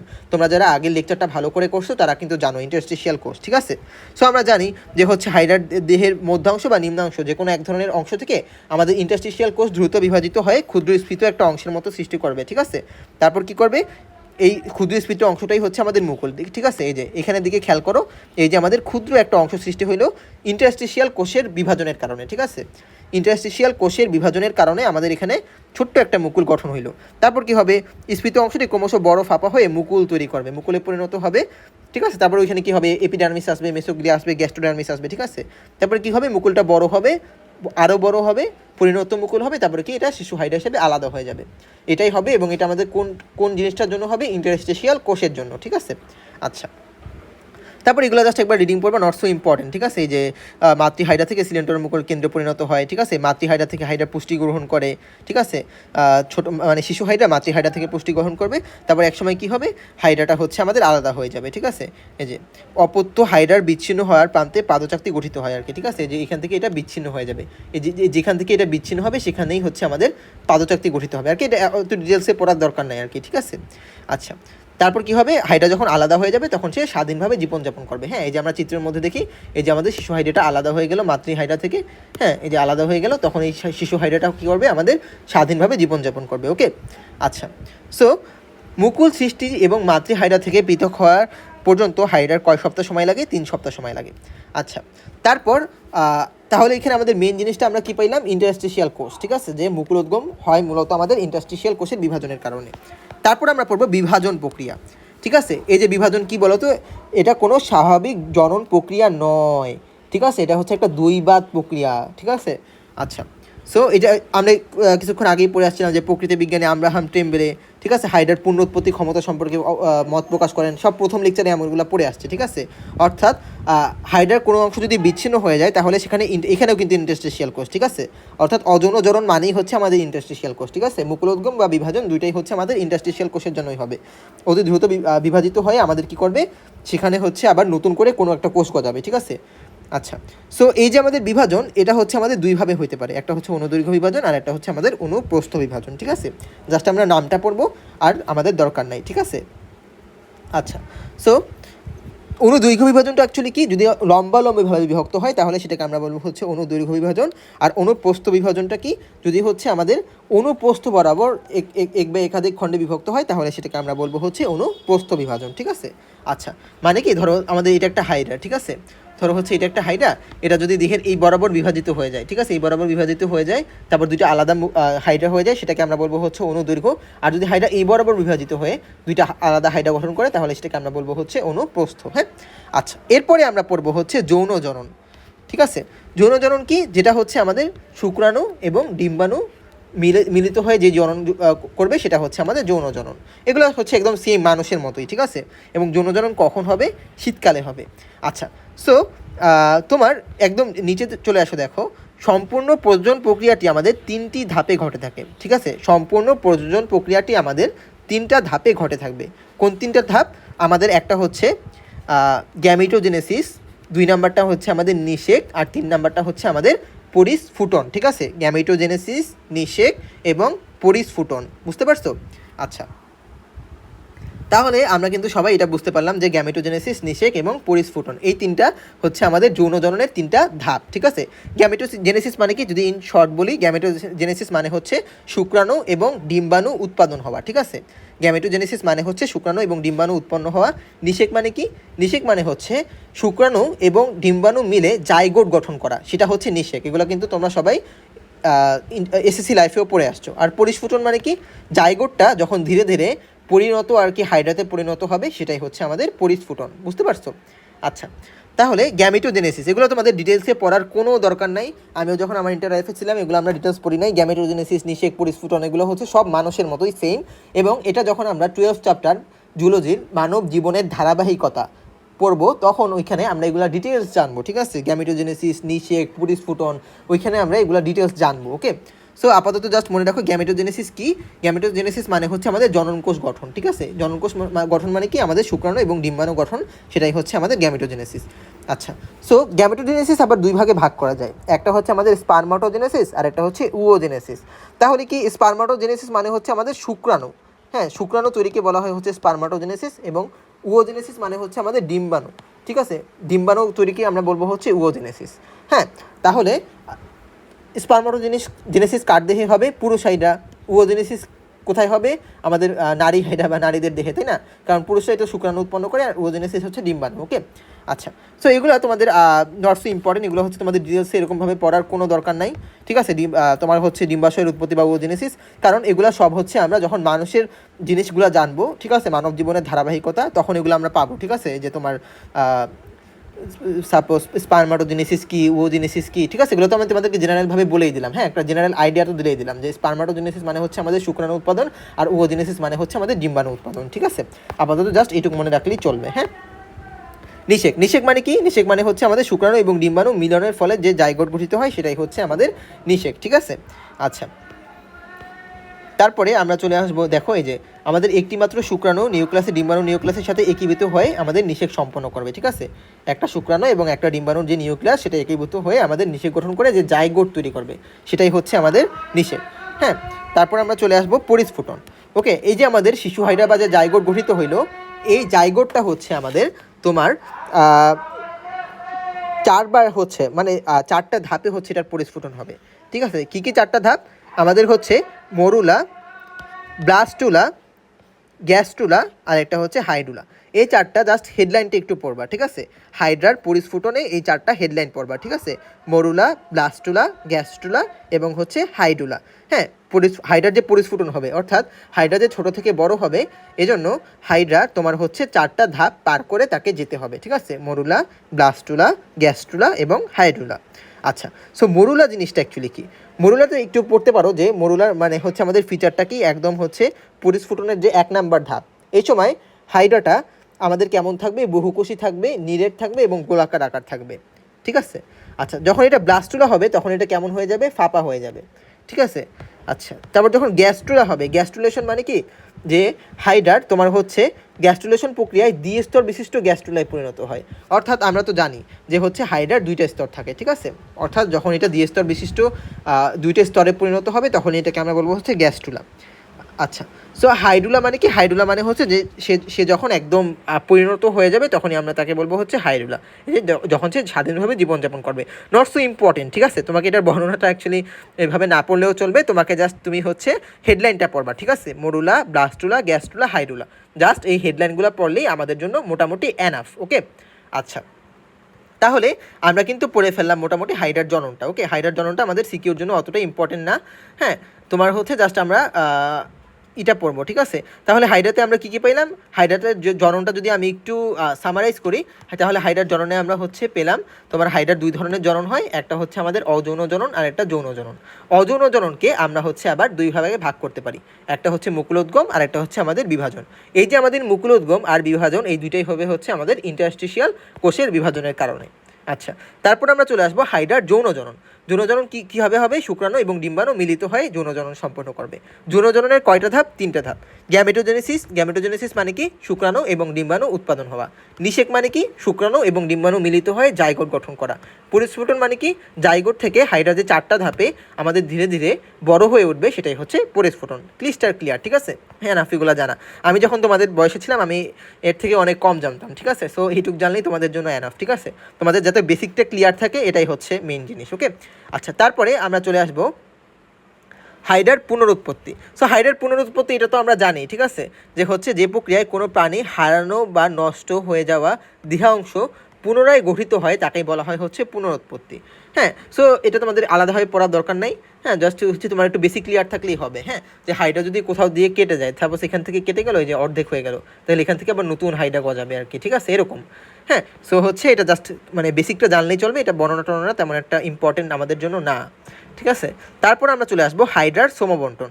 হাইড্রার যে শ্রমবন্টন আছে এটা কোষভিত্তিক শ্রমবন্টন, তারপর হচ্ছে আঙ্গিক শ্রমবন্টন, এগুলো অ্যাকচুয়ালি কাজ, ঠিক আছে? পেশি আবরণী কোষ কী করে, ইন্টারস্টিশিয়াল কোষ কী করে, নিডোসাইট স্নায়ু কোষ, এগুলো সব আমরা আগেই পড়ে আসছি, ঠিক আছে? কোনটার কী কাজ। তারপরে মুখছিদ্র কী করে, সিলেন্টেরন কোষিকা, পাদচাক্তি, দেহকাণ্ড, এগুলো জাস্ট তোমরা একবার রিডিং পড়বা, ঠিক আছে? রিডিং নট সো ইম্পর্টেন্ট, এগুলো প্রত্যেকটা জিনিসই আমরা আগেই পড়ে আসছি, ওকে? আচ্ছা, তারপর আমরা চলে আসবো হাইড্রার মিথোজীবিতা। এটাই হচ্ছে আমাদের হাইড্রার লাস্ট টপিক এবং এটা আমাদের সিকিউর জন্য ইম্পর্টেন্ট একটা টপিক। এটা হচ্ছে হাইড্রার মিথোজীবিতা, ওকে? সিকিউর জন্য আমাদের মোটামুটি একটা ইম্পর্টেন্ট টপিক হাইড্রার মিথোজীবিতা। আচ্ছা, সো এখানে তার আগে আমাদের দেখো মিথোজীবিতার উপরে একটা ইম্পর্টেন্ট লাইন আছে, সেটা হচ্ছে প্রাণীরাজ্যে হাইড্রা তথা নিডারিয়া পর্বের প্রাণীতে সর্বপ্রথম কোষের গঠনমূলক বৈষম্য এবং শ্রমবন্টন দেখা যায়, ঠিক আছে? সো জাস্ট এমসিকিউর জন্য একটু মনে রাখো, ঠিক আছে? যে আমাদের হচ্ছে হাইড্রাতেই আমরা সর্বপ্রথম বৈষম্য এবং শ্রমবন্টন দেখতে পাই, ঠিক আছে? আচ্ছা, গঠনমূলক বৈষম্য এবং শ্রমবন্টন দেখতে পাই, ওকে? গঠনমূলক বৈষম্য মানে কি? আমাদের হচ্ছে কোনো হাইড্রা মানে কোনো প্রাণীতে হচ্ছে আমাদের অনেক তোমার ভালো করে অঙ্গগুলো থাকে, আবার কোনো প্রাণীতে হচ্ছে ভালো অঙ্গগুলো থাকে না, ঠিক আছে? অর্থাৎ কোনোটা একটু উচ্চ শ্রেণীর, কোনোটা একটা নিম্ন শ্রেণীর, এটাই হচ্ছে আমাদের বৈষম্য। আর শ্রমবন্টন মানে কি? এক একটা অঙ্গ এক এক কাজ করবে, ঠিক আছে? দেখো শ্রমবন্টন আমাদের হচ্ছে মুখছিদ্র একটা কাজ করবে, সিলেন্ট্রন আরেকটা কাজ করবে, কোষিকা আরেকটা কাজ করবে, পাদচাক্তি আরেকটা কাজ করবে, এটা মানে হচ্ছে শ্রমবন্টন, ঠিক আছে? অর্থাৎ হাইড্রাতেই এরকম আমরা শ্রমবন্টনটা দেখতে পাবো, ঠিক আছে? অর্থাৎ এক এক অঙ্গ এক এক ধরনের কাজ করবে। তারপর আমরা চলে আসবো হাইড্রার মিথোজীবিতা। তো মিথোজীবিতা জিনিসটা অ্যাকচুয়ালি কি? হ্যাঁ, ইন জেনারেল তোমাকে যদি আমি শর্টে বুঝাই, হ্যাঁ, তাহলে মিথোজীবিতা জিনিসটা হচ্ছে অ্যাকচুয়ালি তোমার দুইটা প্রাণী, ঠিক আছে? মনে করো এ একটা প্রাণী আর একটা বি একটা প্রাণী, এই দুইটা প্রাণী একসাথে তোমার হচ্ছে মিলেমিশে বসবাস করবে, এইটাই হচ্ছে মিথোজীবিতা, ঠিক আছে? দুইটা প্রাণী একসাথে মিলেমিশে বসবাস করবে, এটাই হচ্ছে আমাদের মিথোজীবিতা, ওকে? আচ্ছা, তাহলে মিথোজীবিতা সংজ্ঞাটা কী? সংজ্ঞাটা আমাদের জন্য ইম্পর্টেন্ট, কমার্কে কোশ্চেন আসে মিথোজীবিতা কী, ঠিক আছে? এই যে এখানে দেখো, যখন দুটি ভিন্ন প্রজাতি ভুক্ত জীব ঘনিষ্ঠভাবে সহাবস্থান মানে কি? একসাথে মিলেমিশে বসবাস করে আর কি, ঠিক আছে? সহাবস্থানের ফলে পরস্পরের কাছ থেকে উপকৃত হয়, তখন এ ধরনের সহচার্যকে বলা হয় হচ্ছে মিথোজীবিতা। অর্থাৎ আমাদের দুইটা প্রাণী একসাথে বসবাস করবে, তারা পরস্পরের কাছ থেকে উপকৃত হবে, ঠিক আছে? তাহলে পরস্পর উপকৃত হওয়ার মাধ্যমে তারা সুখে শান্তিতে জীবনযাপন করবে, দুজনে একসাথে মিলেমিশে, এটাকে আমরা বলবো হচ্ছে মিথোজীবিতা। উদাহরণ, ঠিক আছে? উদাহরণ ইম্পর্টেন্ট। হাইড্রার ভিরিডিসিমা, একদম যে আমরা প্রথমে পড়ে আসছিলাম, বাংলাদেশে 3 ধরনের হাইড্রা পাওয়া যায়, তার মধ্যে একটা হাইড্রা হচ্ছে হাইড্রা ভিরিডিসিমা, হ্যাঁ, বা সবুজ হাইড্রা, ঠিক আছে? হাইড্রা ভিরিডিসিমার আরেকটা নাম ছিল সবুজ হাইড্রা। এবং জুকোরেলা নামক একটা শৈবাল, ঠিক আছে? তাহলে এই যে শৈবাল, এটা কিন্তু একটা উদ্ভিদ, হ্যাঁ, আর হাইড্রা এটা একটা প্রাণী, ঠিক আছে? এই যে একটা উদ্ভিদ একটা প্রাণী পরস্পর একসাথে বসবাস করবে, এটা হচ্ছে এক ধরনের মিথোজীবিতা। এবং এইটাই হচ্ছে আমাদের সিকিউতে আসে। সিকিউতে তোমাকে বলবে কি হাইড্রা এবং শৈবালের মিথোজীবিতা বর্ণনা করো, তখন কি বলবা? মিথোজীবিতা কাকে বলে এটা বলবা, তারপরে একটা উদাহরণ বলবা, তারপর সরাসরি এইখানে চলে আসবা। এই যে তারা মিথোজীবিতা করতেছে, ফলে তারা পরস্পরের কাছ থেকে উপকৃত হবে, তাই না? সো শৈবালের প্রাপ্ত উপকার এবং হাইড্রার প্রাপ্ত উপকার, ঠিক আছে? অর্থাৎ শৈবালও কিছু উপকৃত হবে হাইড্রার কাছ থেকে এবং হাইড্রাও কিছু উপকার পাবে শৈবালের কাছ থেকে। সো তারপর হচ্ছে আমরা উপকারগুলো একটু দেখব যে কে কোনভাবে উপকৃত হয়। আচ্ছা, প্রথমে আমাদের মনে রাখা লাগবে শৈবাল হচ্ছে একটা উদ্ভিদ, হ্যাঁ। সো শৈবালটি কি আশ্রয় পায়, ঠিক আছে? শৈবাল হাইড্রার গ্যাস্ট্রোডার্মাল বা অন্তঃকোষীয় পেশি আবরণী কোষে আশ্রয় পায়। অর্থাৎ শৈবাল যখন হাইড্রার দেহে লেগে থাকে তখন হাইড্রাটা শৈবালকে আশ্রয় দান করে, ঠিক আছে? মনে করো ঝড় ঝঞ্ঝা, ঠিক আছে? তারপর হচ্ছে অনেক বড় বড় ঢেউ, এগুলা থেকে শৈবালটাকে সে আশ্রয় দেবে। তারপর হচ্ছে সালোক সংশ্লেষণ। আমরা জানি শৈবাল যেহেতু একটা উদ্ভিদ, সো তার সে সালোক সংশ্লেষণ করে খাদ্য তৈরি করতে পারবে। এবং সালোক সংশ্লেষণের জন্য আমাদের কী দরকার হয় বলো তো? Carbon dioxide. এই কার্বন ডাইঅক্সাইডটা কে দেবে? হাইড্রা দেবে। হাইড্রা শ্বসনের মাধ্যমে কার্বন ডাইঅক্সাইড উৎপাদন করবে, সেটা হচ্ছে তোমার শৈবাল কাঁচামাল হিসেবে ব্যবহার করবে, ঠিক আছে? তারপর কি খাদ্য উৎপাদন। হ্যাঁ, হাইড্রা আমাদের হচ্ছে বিপাকীয় কাজে, ধরো নাইট্রোজেন জাতীয় বর্জ্য পদার্থ আমিষ তৈরির কাজে ব্যবহৃত হয়। অর্থাৎ হাইড্রা অ্যাকচুয়ালি হচ্ছে তোমার যে বর্জ্য পদার্থটা ত্যাগ করবে, নাইট্রোজেন জাতীয় বর্জ্য পদার্থ, সেইটা আবার শৈবাল খাদ্য হিসেবে গ্রহণ করে। বুঝতে পারছো? অর্থাৎ তাহলে হাইড্রার কাছ থেকে শৈবাল কীভাবে উপকৃত হচ্ছে? সে আশ্রয় পাচ্ছে, সালোক সংশ্লেষণ পাচ্ছে, তারপর সে খাদ্য উৎপাদনও করতে পারতেছে। তারপর হাইড্রার তোমার হচ্ছে উপকার। হ্যাঁ, হাইড্রার উপকার মানে কি? খাদ্য প্রাপ্তি। এখন দেখো হাইড্রাও কিন্তু খাদ্য প্রাপ্তি পাবে, অর্থাৎ শৈবাল যেহেতু এক ধরনের তোমার গাছ, ঠিক আছে? সো শৈবাল কী করবে? সালোক সংশ্লেষণ প্রক্রিয়ায় যে খাদ্যটা উৎপাদন করতো, এই যে সালোক সংশ্লেষণ প্রক্রিয়ায় শৈবাল যে খাদ্য প্রস্তুত করে, সেটা হচ্ছে হাইড্রা শর্করা খাদ্য হিসাবে গ্রহণ করে, ঠিক আছে? এটা হচ্ছে আমাদের 1 নাম্বার ইম্পর্টেন্ট। 2 নাম্বারে শ্বসন, ঠিক আছে? তাহলে আমরা জানি সালোক সংশ্লেষণ প্রক্রিয়ায় কোনটা ত্যাগ হয় বলো তো? সালোক সংশ্লেষণ প্রক্রিয়ায় শৈবাল কিন্তু আমাদের অক্সিজেন ত্যাগ করবে, তাই না? এগুলো আমরা একদম ছোটোবেলায় পড়ে আসতেছি। সো এই যে সালোক সংশ্লেষণ প্রক্রিয়ায় নির্গত যে অক্সিজেন, এই অক্সিজেনটা হচ্ছে আমাদের হাইড্রা গ্রহণ করবে। তারপর কি? কার্বন ডাইঅক্সাইড শোষণ। ওকে, সো হাইড্রা সালোক সংশ্লেষণ, হাইড্রা যে শ্বসন করবে, শ্বসনের ফলে কি কার্বন ডাইঅক্সাইড তৈরি হবে, বর্জ্য পদার্থ। এই কার্বন ডাইঅক্সাইড শৈবাল আবার গ্রহণ করে নিয়ে যাবে, ফলে হাইড্রার দেহে যে কার্বন ডাইঅক্সাইড বা বর্জ্য পদার্থটা উৎপাদন হইতেছে, সেটা থেকে হাইড্রা ঝামেলা মুক্ত হইতেছে, ঠিক আছে? তারপর কি? বর্জ্য নিষ্কাশন, ঠিক আছে? হাইড্রা অ্যাকচুয়ালি কী করবে? বিপাকে সৃষ্ট নাইট্রোজেন ঘটিত বর্জ্য শৈবাল করতে গৃহীত হয়ে যায়, ঠিক আছে? শৈবাল হচ্ছে মানে হাইড্রার যে বর্জ্য পদার্থটা সেটা গ্রহণ করে হাইড্রাকে তোমার সহজেই বর্জ্য মুক্ত করবে, ঠিক আছে? আচ্ছা, তাহলে এই জিনিসটা হচ্ছে আমরা তো একদম সহজ, তাই না? শৈবালের প্রাপ্ত উপকার এবং হাইড্রার প্রাপ্ত উপকার। হ্যাঁ, সিকিউতে আসলে আমরা এই জিনিসটাই লিখবো আর কি। হ্যাঁ, আচ্ছা, তারপর আমাদের দেখো শেষ এই চ্যাপ্টারটা, ঠিক আছে?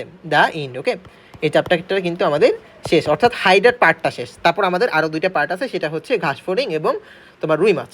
এই চ্যাপ্টারটা কিন্তু তোমাদের অনেক বড়, মানে এই চ্যাপ্টারটার একটা বড় পার্ট আমাদের হাইড্রা কিন্তু শেষ। ওকে, সো দেখো এই অধ্যায়টাই আমাদের শেষ। হ্যাঁ, আর এগুলো জাস্ট তুমি একবার রিডিং পড়বে, এগুলো প্রত্যেকটা জিনিস আমরা আগেই পড়ে আসছি, ঠিক আছে?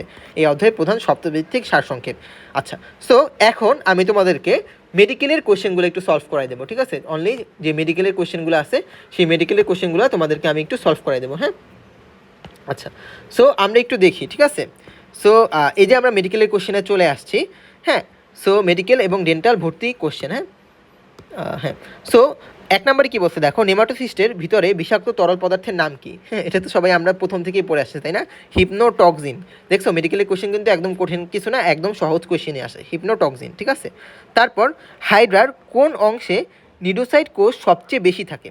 ঠিক আছে, হাইড্রার কোন অংশে নিডোসাইট কোষ সবচেয়ে বেশি থাকে? হ্যাঁ, এটাও কিন্তু আমরা বইয়ের মধ্যে পড়ে আসছি, যে কোর্সিকা, ঠিক আছে? হাইড্রার কোর্সিকাতে নিডোসাইট কোষ সবচেয়ে বেশি থাকবে। হ্যাঁ, আচ্ছা, যদি আমরা একটু বইয়ের মধ্যে এই জিনিসটা দেখে আসি যে হাইড্রার কোর্সিকায় তোমার হচ্ছে নিউরোসাইট কোষ সবচেয়ে বেশি থাকবে। হ্যাঁ, সো তাহলে আমাদের কোথায় যাওয়া লাগবে? নিউরোসাইট যে কোষটা ছিল সেই কোষে যাওয়া লাগবে। ওকে, সো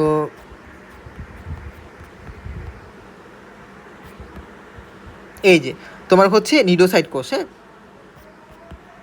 এই যে পাইছি 7 নাম্বার দিয়ে আমাদের যে কোষটা ছিল নিডোসাইট কোষ। নিডোসাইট কোষ হচ্ছে কোথায় বেশি থাকতো? দেখো, পদতল ছাড়া বহিঃতলের সর্বত্র, বিশেষ করে কোর্সিকায়, ঠিক আছে? কোর্সিকায় হচ্ছে আমাদের সর্বত্র বেশি থাকবে। এটা কিন্তু আমাদের মেডিকেলের কোশ্চেন, ঠিক আছে? কোর্সিকায় আমাদের নিউরোসাইট কোষ সবচেয়ে বেশি থাকবে, ঠিক আছে? আচ্ছা, তাইলে হচ্ছে আমরা আবার আগের জায়গায় ফিরে যাই। তাহলে এটাকে আমরা কি বুঝলাম? কোর্সিকা। হাইড্রার বহিঃত্বকের সর্বত্র অংশ জুড়ে, ঠিক আছে? বহিঃত্বকের সমগ্র অংশ জুড়ে কোন কোষটা অবস্থান করে? পেশি আবরণী কোষ। এটাও কিন্তু আমরা পড়ছিলাম, তাই না? পেশি আবরণী কোষ, ঠিক আছে? এটাও কিন্তু হচ্ছে আমরা বইয়ের মধ্যে পড়ছিলাম যে পেশি আবরণী কোষ হাইড্রার সমস্ত দেহ জুড়ে অবস্থান করবে। দেখো হাইড্রার এপিডার্মিসের, হ্যাঁ, এটা কিন্তু আমরা পড়ছিলাম বইয়ের মধ্যেই। হ্যাঁ, দাঁড়াও দেখাই। এই যে হাইড্রার এপিডার্মিসের সম্পূর্ণ অংশ জুড়ে, ঠিক আছে? সম্পূর্ণ অংশ জুড়ে আমাদের কোন কোষ অবস্থান করবে? এই যে পেশি আবরণী কোষ অবস্থান করবে। এখানে কিন্তু মেডিকেল ম্যাটারও লেখা আছে, ঠিক আছে? অর্থাৎ তোমাদের কিন্তু মেডিকেলের কোশ্চেনগুলো সলভ হয়ে যাইতেছে।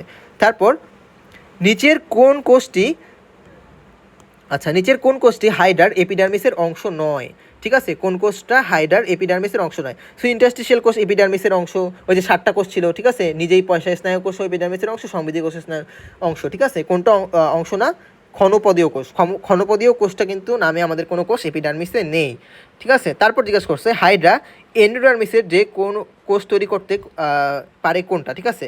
অর্থাৎ যে কোনো কোষ তৈরি করতে পারে কোনটা, ইন্টারস্টিশিয়াল কোষ। এটা কিন্তু আমরা জানি যে এন্ডোডার্মিস বা এপিডার্মিসের যে কোনো ধরনের কোষ তৈরি করতে পারে হচ্ছে আমাদের ইন্টারস্টিশিয়াল কোষ। এই ইন্টারস্টিশিয়াল কোষের কারণেই কিন্তু আমাদের মুকুলোদ্গম হয়, তারপর বিভাজন হয়, তাই না?